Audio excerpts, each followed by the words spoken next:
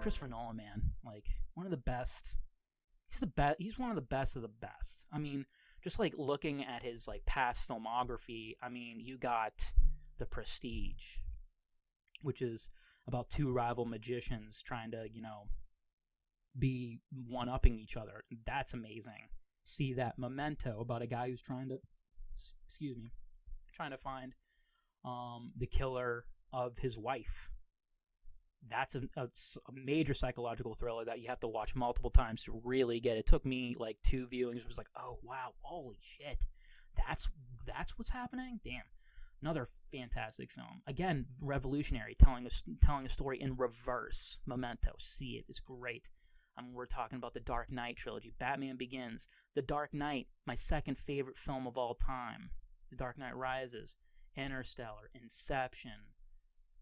Another movie that we're going to be doing an in-depth review in this episode, Dunkirk, because I just got that movie in Christmas and I just watched it 2 nights ago, and wow, I have to talk about it.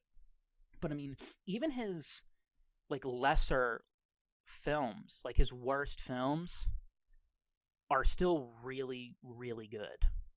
Like I would say The Dark Knight Rises and Interstellar aren't amazing, but they still look really, really great. They still have incredible acting. I mean, the stories in them are still heavily interesting. I mean, Interstellar is I would argue, probably the best looking space sci-fi film ever made. Even though the whole love transcending dimensions and Anne Hathaway's bullshit and the ending doesn't really work for me, like, at all. But it's still a fantastic movie. Matthew McConaughey's performance is spectacular. When they want you to be emotional, you are. When you want to be on the edge of your seat, you are.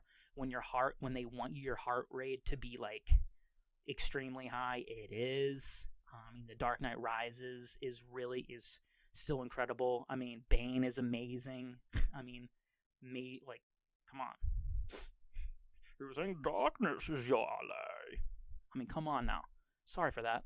I mean, that's what you're going to be expecting from this podcast. You're going to be getting some random-ass shitty impressions from me. Sorry, taking another swig of my water. I have to. I'm doing a lot of talking. But anyway, getting on with it. Yeah, I mean, but that movie still doesn't work on all levels. I think Anne Hathaway. Not a huge fan of not a huge Anne Hathaway fan.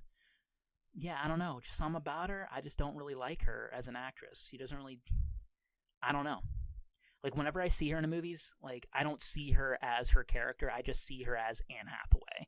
And that's not really what I want in my movies. I want to be immersed in the world. I want to be forgetting these actors are their actors and they're actually these characters. So Anne Hathaway doesn't really do it for me, especially not her Catwoman. I'm sorry. But, yeah, and the ending's kind of, okay, so did you survive? I mean, I guess it's part of the subjectivity or ambiguousness of the ending, being like, did he really survive? But I don't know.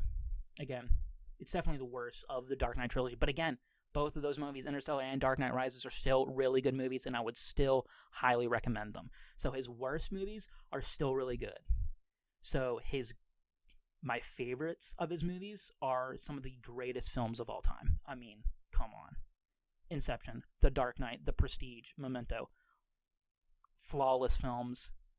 I would highly, if you have not seen those movies, go out and buy them or rent them now. They're amazing.